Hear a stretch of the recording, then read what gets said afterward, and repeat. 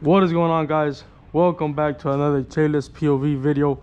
My name is Jonathan, and in today's video we're finally going to be working on the TC again. We're going to be doing two things to it. One, I finally got the intake for it, not the cold air intake, but I got the filter for it, so we'll talk more on that later. But first things first, you guys can see the car is jacked up, and the reason for the car being jacked up is because if you guys look at the splitter, this side perfectly fine, this side flimsy, so we're gonna be fixing that. So you guys can probably see we have our two screws. We have this one here and this one here, or this one is not holding up too good. The screw is in there pretty good, it's not gonna go anywhere, but we need another one somewhere around here to adjust. So I'm gonna grab a drill bit, not my drill bit, what am I saying, but have my drill, make sure it's the right way. Nope, that's not the correct way, that's the correct way. And I want it somewhere right here, somewhere where it's gonna hold it. So as you guys can see, we have to re-drill the hole because this first one caught a little too much of the edge of the bumper, so you know I don't want that to be showing.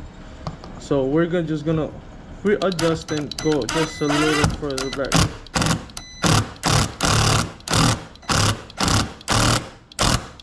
There it is. There we go. Now it's way better. It picked up a lot. So we're just gonna retime these real quick. There we go. Now it's firm. Now it's where it's supposed to be.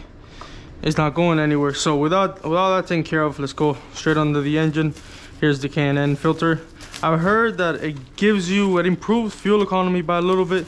So we're gonna test it out because you guys know that I hate how this little thing does so terrible on fuel economy. But you know, we're gonna test it out. So this is burning hot. I just got finished using the car, so we're gonna, Jesus, golly,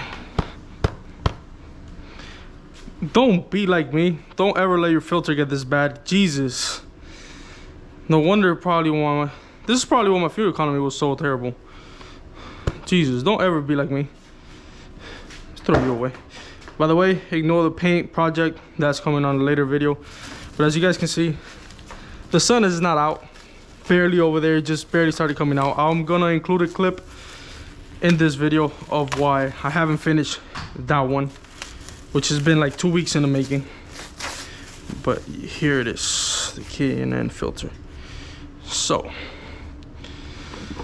if my calculations are correct, it should fit in like this. It should fit right in like this. Nope, not like that. Like this. Once again, don't be like me, be smarter. It should fit right in like this. There we go. Sure, it's seated. So once you have it in there, make sure you clamp your air box back up, you know, for safety measures. Nah, I'm just kidding, guys. Just make sure you clamp your stuff back up. And there you go. Install the new K&N filter. I did have to do off camera because I wasn't sitting right on the back, so I did have to undo this this bolt right here just slightly. It wasn't clamping on the back, but it fits in perfect.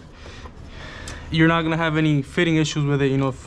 There it is. It's just, I don't know, I tightened this back up because I was messing with it the other night, and then this whole thing popped out, so I might have tightened it a little too much. That's why it wasn't fitting in the back right. So yeah, I just undid that little bolt, took this out and clamped it back in, and now it's in place. So yeah, so right now I'm going to reset my average fuel consumption. As you guys can see, is 21.9 miles per gallon. This was with the old dirty filter that I just showed you guys, and I'm just gonna go around for a quick lap and, you know, see what the difference it makes. So we're just gonna reset that. There we go, at 0, and then let's just go for a drive. So here we are a day later testing the new K&N filter, right? I was going to record this yesterday and get first impressions, but I wanted to let the filter settle in a little. However, you know, I resetted the whole fuel consumption than my MPGs yesterday, but I only drive like 10 miles a day, maybe, really pushing the car, because I just go to work and come back, so I don't really put all that many miles into that car. However, averaging around 55 miles an hour, which is what I do to go to work and come back, it's been fluctuating because it hasn't found its point yet, right? Like, it's like point in the middle, so it's been fluctuating between 26 to 28 miles per gallon. So that is awesome. That is an increase of almost 4 to 5 miles per gallon more. So now I do understand where you guys are coming from. For example, like right now we're just going steady 55, so it does climb in a little more just because it hasn't had time to settle, but there is a noticeable increase. There is a noticeable increase, and I'm stoked. I'm stoked about it because it's finally going to, you know, do better when it comes to the whole fuel consumption, which is, as you guys know, one of my biggest complaints with this car. So as you guys can probably tell, we were close to 29 and now we're back to 26.7, and it dropped a little as I was getting as I was getting up to speed. So it is still adjusting. However, for the first impressions, like I said, it's only been 10-15 miles. It's awesome. It's doing a lot better than I expected. I only expected it to do like 25 miles per gallon. So it keeps fluctuating, like I said, between 26 to 28. So I can expect it to probably meet somewhere in the middle, 26.5, 27 miles per gallon, which is honestly awesome and a lot better than what I was doing, which was 21.9. Okay, now switching topics to the whole power increase and the whole better sound theory. Guys, don't fall for that. You know, you buy a whole cold air intake and you barely notice any power, you know, any difference in power. And without a tune, you have to get a tune for the right amount of airflow that the intake requires, you know, the whole deal. And you notice slight increases in fuel consumption. So don't fall for the whole thing. The car doesn't sound better. The car doesn't necessarily feel any faster. It just doesn't. You know, don't fall for that whole shenanigans, for the whole thing that people be typing on the internet. It just does not. You don't buy this filter for, you know, extra power and better sound. That's not what the filter was made for. And I know not everybody can or wants to buy one of these filters, right? I know that. And some people just prefer to go for the OEM option, because with the OEM option, you can get a new filter, improve your fuel consumption just a little bit, and you know, it's not gonna be as expensive. This one was $80, $86, you know, plus tax, with tax. So this one is pretty expensive, and I know not everybody wants to or can give that much money just for a simple air filter, right?